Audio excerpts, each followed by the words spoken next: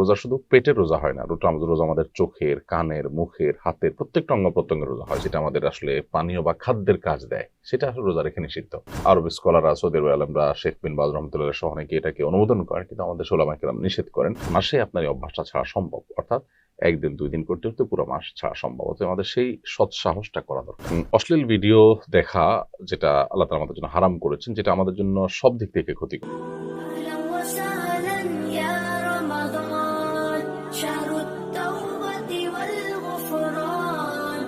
আসসালামু আলাইকুম প্রিয় দর্শক, স্বাগত জানাচ্ছি পবিত্র মাহে রমজান উপলক্ষে আমার দেশের বিশেষ আয়োজন রমজান জিজ্ঞাসায়। সঙ্গে আছি আমি আরমান মুজাহিদ। আমাদের আজকে আলোচক হিসেবে যুক্ত আছেন প্রখ্যাত ইসলামিক স্কলার শাইখ আহমদুল্লাহ, চেয়ারম্যান আস-সুন্নাহ ফাউন্ডেশন। আসসালামু আলাইকুম শাইখ, কেমন আছেন? ওয়ালাইকুম আসসালাম ওয়া রাহমাতুল্লাহ। আলহামদুলিল্লাহ, আল্লাহ তাআলা ভালো রেখেছেন। আমাদের দর্শক শ্রোতারা কিছু প্রশ্ন করেছেন, যেগুলো আমাদের ফেসবুক এবং ইউটিউবে, সেখান থেকেই আপনার কাছে জানতে চাবো। শুরুতেই একজন জানতে চেয়েছেন, রমজানে কোন আমলগুলো বেশি করব?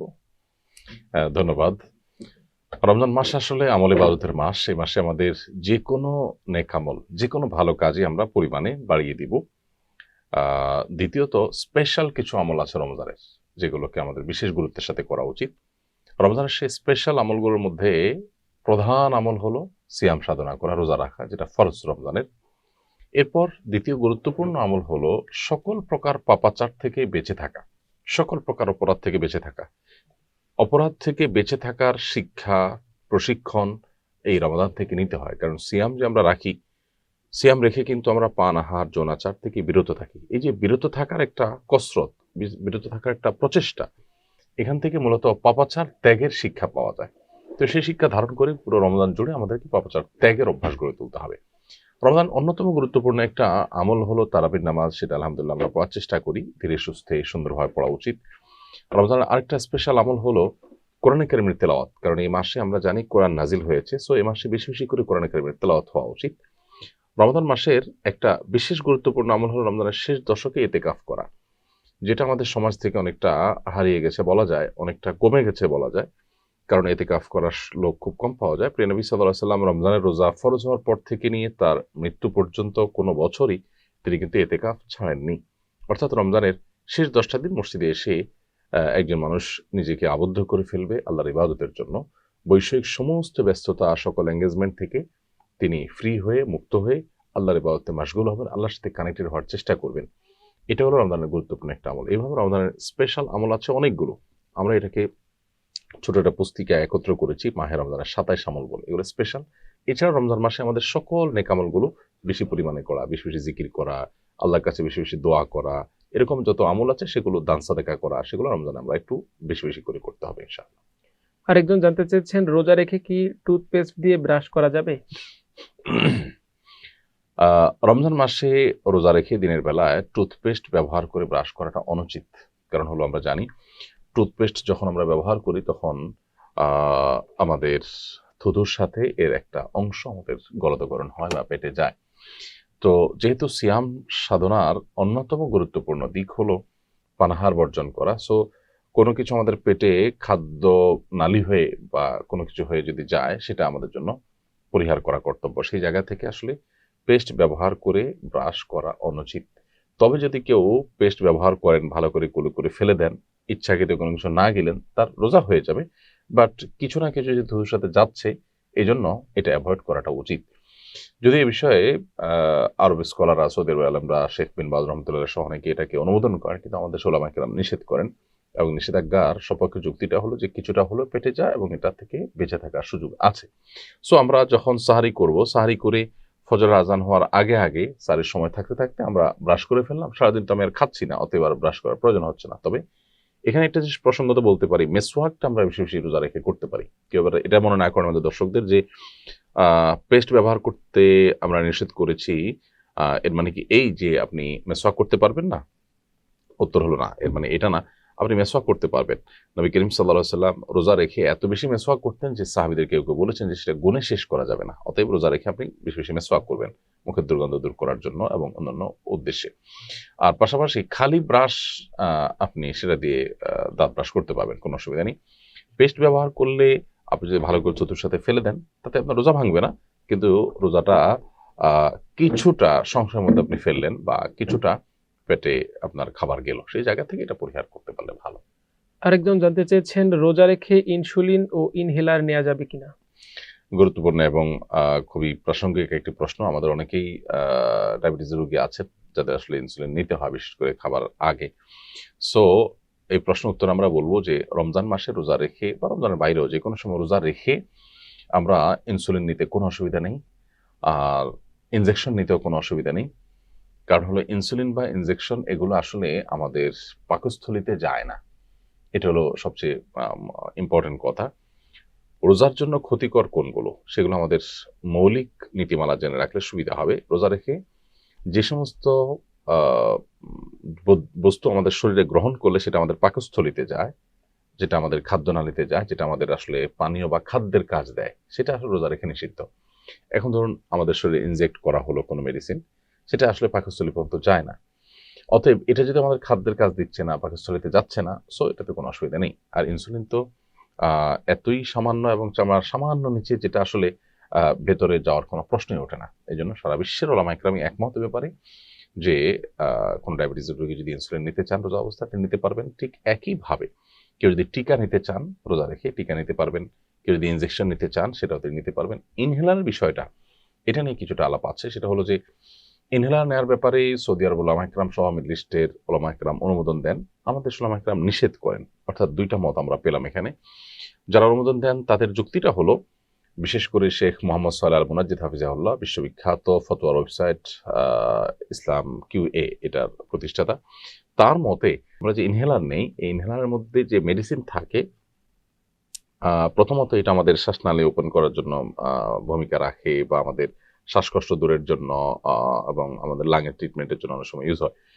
এইটাতে যে জন্যই হোক না কেন, এইটাতে যে পরিমাণ মেডিসিন থাকে সেটা আসলে এক ফোঁটা দিয়ে অনেকগুলো হয়, এবং সেটা আবার একটা চাপ বা দুইটা চাপে যে পরিমাণ হয় সেটা আসলে শুয়ের আগায় যে পরিমাণ পানি থাকে সেটা চাইতে কম বেশি, প্লাস মাইনাস এরকম।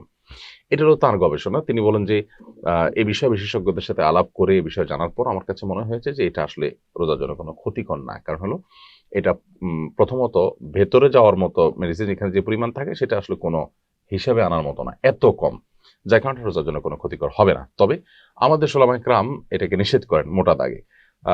অতএব এক্ষেত্রে আমরা আমাদের সমাজের দর্শকদেরকে বলতে চাই, যদি একান্ত কারোর খুব বড় কোনো অসুবিধা না হয়, কষ্ট করে তিনি টিকে থাকতে পারেন, তাহলে তার জন্য যেহেতু মত পার্থক্য আছে, সেফ এবং নিরাপদ মত হলো তিনি ইফতার পর্যন্ত অপেক্ষা করে তারপরে হেলার নেবেন।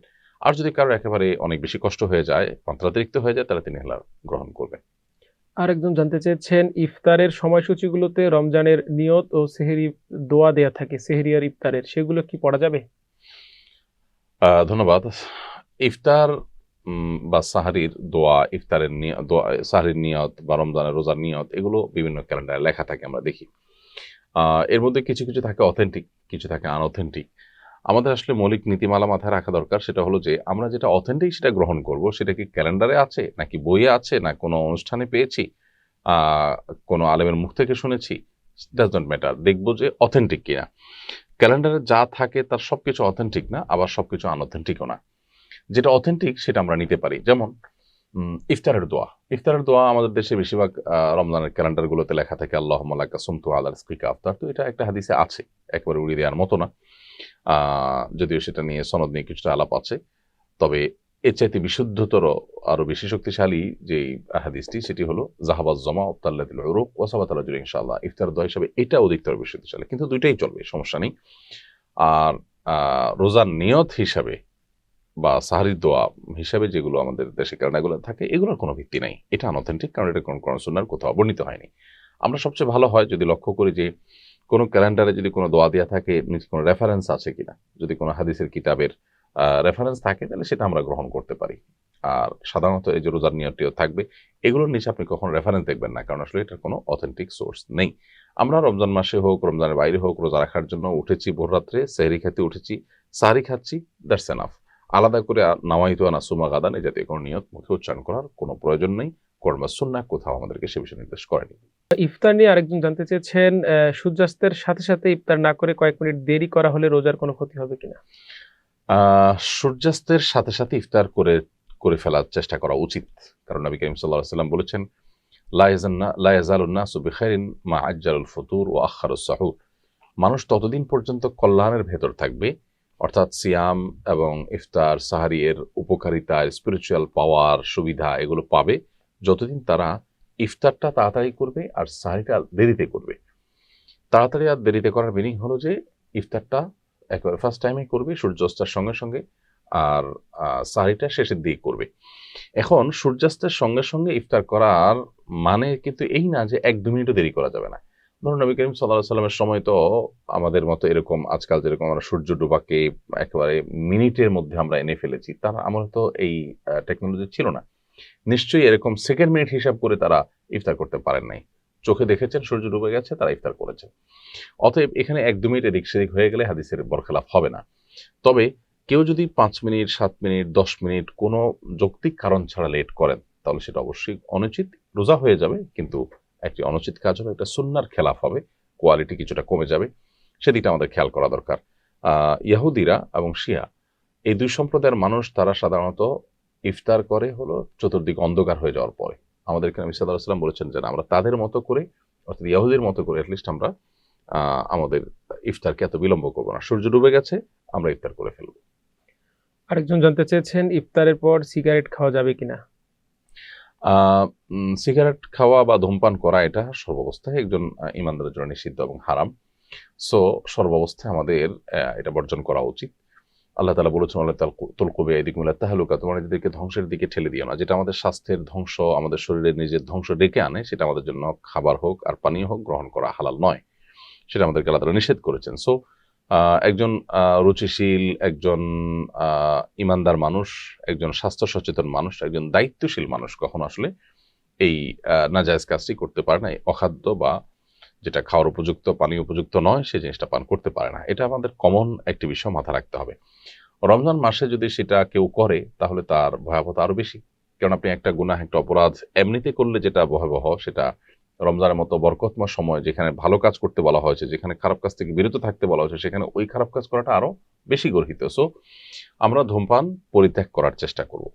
কেউ যদি রমজান মাসে ইফতারের পর ধূমপান করেন, তার রোজা তো হয়ে গেছে, যেহেতু রোজা রেখে তিনি করেন নাই, কিন্তু রমজান মাসে এটা করার কারণে তিনি গুনাহগার তো হয়েছেনই, রমজানের মর্যাদা নষ্ট হয়েছে, রমজানের যে আবহ, রমজানের যে নুরানি পরিবেশ, সেটা নষ্ট হয়েছে, সেজন্য তিনি আরো বেশি গুনাহগার হবেন। আমরা যদি কেউ ধূমপানের অভ্যাস ত্যাগ করতে চাই, যত ধূমপাই আছে আপনি দেখবেন বেশিরভাগ ধূমপায়ীরা কিন্তু ধূমপানের অভ্যাসটা ত্যাগ করতে চান। তারা মুখে কথা বললে বলেন যে আমি আসলে চাই কিন্তু পারি না। তো আমার মনে হয় রমজান মাসটা হলো এর জন্য সবচাইতে মোক্ষম সুযোগ, সবচাইতে বেস্ট অপশন আমাদের জন্য রমজান মাসে এটা পরিহার করার চেষ্টা করা। বিকজ রমজানে আপনি বেশিরভাগ দেশেই 12 থেকে 16-17 ঘন্টা আমরা রোজা রাখতে হয়। তো আমরা যদি 16 ঘন্টাও ধরি বা 14 ঘন্টাও ধরি, 14 ঘন্টা রোজা রাখলে 1 ঘন্টা মিনিমাম বা 1.5 ঘন্টা, আমাদের 2 ঘন্টা প্রায় তারাবি চলে যায়। তারাবি মাগরিবের নামাজ বলে আমরা 2 ঘন্টা ধরতে পারি মিনিমাম। তাহলে 14 আর 2 16 ঘন্টা চলে গেল। আমরা যদি 6 ঘন্টা কমপক্ষে ঘুমাই, তাহলে সেক্ষেত্রে আমাদের 16 সাথে 6 প্লাস করলে কত হয়? প্রায় 22 ঘন্টা হয়। তো 22 ঘন্টা যদি চলে যায়, আর থাকে 2 ঘন্টা। তার মানে আপনি রমজান মাসে দিনের বেলা তো আপনি ধূমপান করতে পারছেনই না, রোজা রাখছেন যেহেতু, আর বাকি যে সময়গুলো আছে সেখান থেকে মাত্র 2টা ঘন্টা নিজেকে যদি এটা আপনি কন্ট্রোল করতে পারেন, তাহলে রোজার মাসে আপনার এই অভ্যাসটা ছাড়া সম্ভব। অর্থাৎ 1 দিন 2 দিন করতে করতে পুরো মাস ছাড়া সম্ভব। অতএব আমাদের সেই সৎ সাহসটা করা দরকার। আরেকজন জানতে চেয়েছেন, আমি একজনের সাথে রিলেশন করি, তাকে ভবিষ্যতে বিয়ে করব, রমজানে রোজা রেখে তার সাথে কথা বললে কি আমার আমলে ব্যাঘাত ঘটবে? খুবই বাজে একটা টেন্ডেন্সি আমাদের, বিশেষ করে এমন একটা সময় আমরা এসে পৌঁছেছি যখন আসলে বিবাহ বহির্ভূত সম্পর্ক যে হারাম, সেই সেন্সও আমাদের চলে গেছে। সেটা প্রশ্নের প্যাটার্ন বলেন, আমাদের জিজ্ঞাসার ধরন বলেন, আমাদের কোয়েরি বলেন, সেগুলো দেখে বোঝা যায়।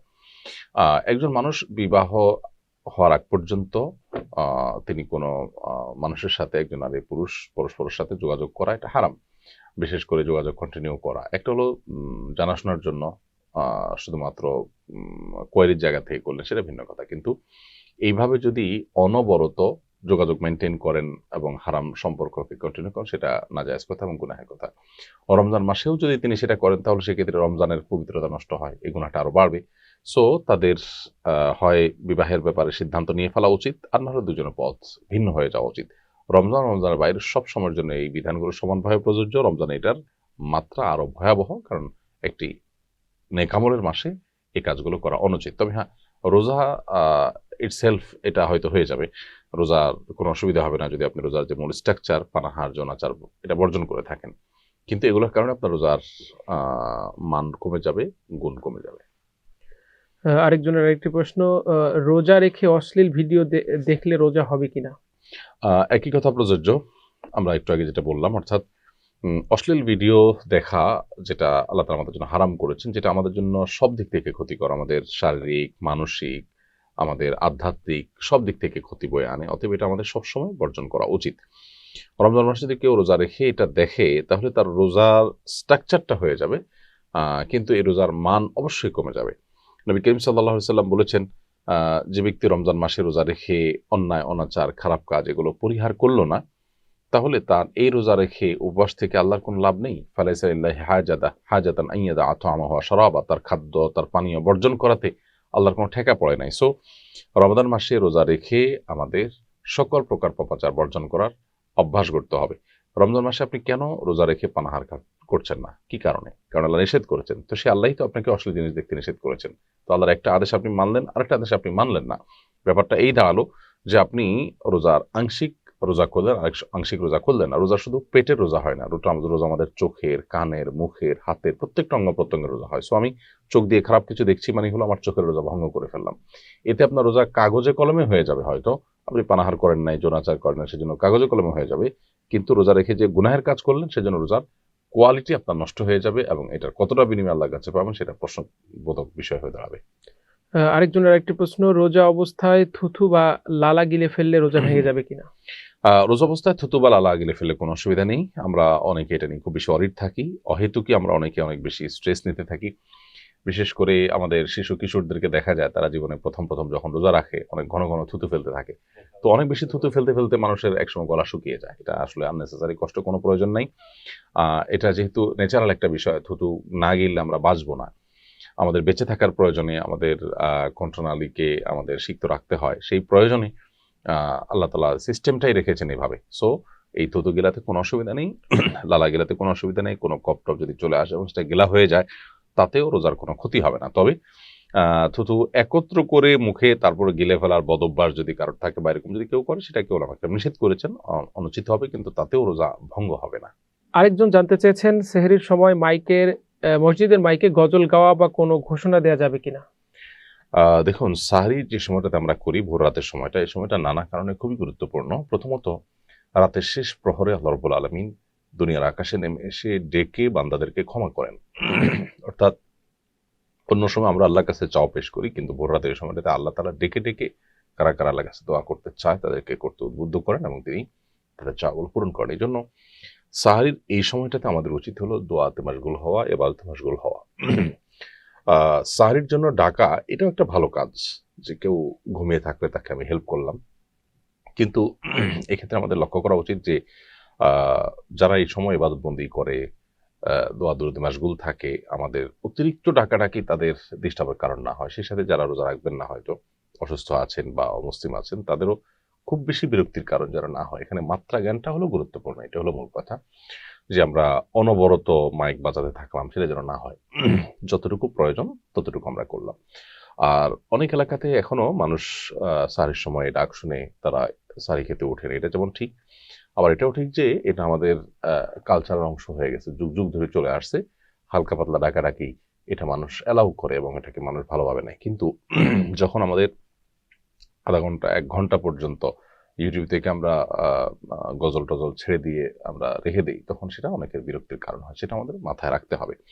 তো এখানে মাত্রা জ্ঞানটা যদি না থাকে, তাহলে সেটা অবশ্যই আমাদের পরিহার করার মতো একটা বিষয় হয়ে দাঁড়ান। এই জন্য সারের সময় মাইকে ডাকাডাকি করা যেতে পারে, কিন্তু অবশ্যই লিমিটেশন বজায় রেখে, আনলিমিটেড বা একেবারে সীমাহীনভাবে যেন এটা না হয়, বিরক্তির কারণ যেন না হয়, এটা গুরুত্বপূর্ণ বিষয়। আরেকটা জিনিস হলো যে আজকাল কিন্তু সবার হাতে হাতে মোবাইল ফোন, এবং প্রত্যেক মোবাইল ফোনেই আপনার অ্যালার্ম দেওয়ার অ্যাক্সেস আছে। সো মাইকে ডাকাডাকি যে খুব বেশি প্রয়োজন, এটার উপরে যে মানুষ একবারে ডিপেন্ডেন্ট, ব্যাপারটা সেরকম না। অতএব হালকা ডাকাডাকি হতে পারে, জাস্ট আর 5 মিনিট আছে, 2 মিনিট আছে, মানুষকে রিমাইন্ড করে দেওয়া যেতে পারে, এটাতে হেল্প হয়। কিন্তু এর বেশি যে এটার উপরেই শুধু ডিপেন্ডেন্ট, এটা গ্রামে শহরে কোথাও আজকাল আসলে সে পর্যায়ে নেই। এটা আমাদের মাথায় রাখা দরকার। সম্মানিত শাহেখ, আপনার গুরুত্বপূর্ণ সময় থেকে আমাদেরকে সময় দেওয়ার জন্য ধন্যবাদ। দর্শক, আজ এখানে শেষ করতে হচ্ছে। তার আগেই বলে নেই যে আপনাদের প্রশ্নগুলো করতে পারেন আমাদের কমেন্ট বক্সে। আমরা আমাদের সম্মানিত অতিথিদের দ্বারা সেই উত্তরগুলো দেওয়ার চেষ্টা করব। সবাই ভালো থাকুন, সুস্থ থাকুন, আমার দেশের সঙ্গে থাকুন। আল্লাহ হাফেজ।